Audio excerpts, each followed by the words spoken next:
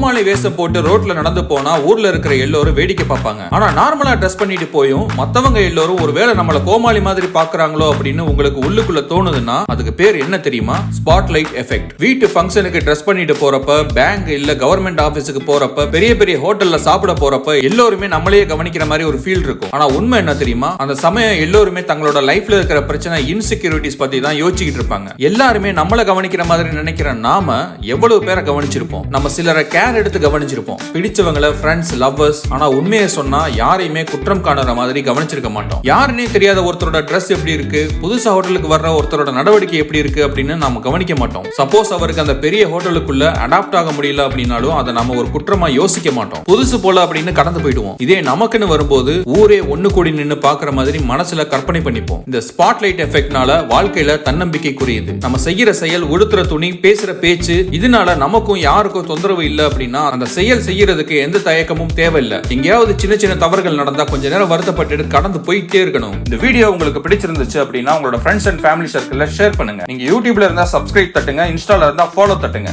Thank you.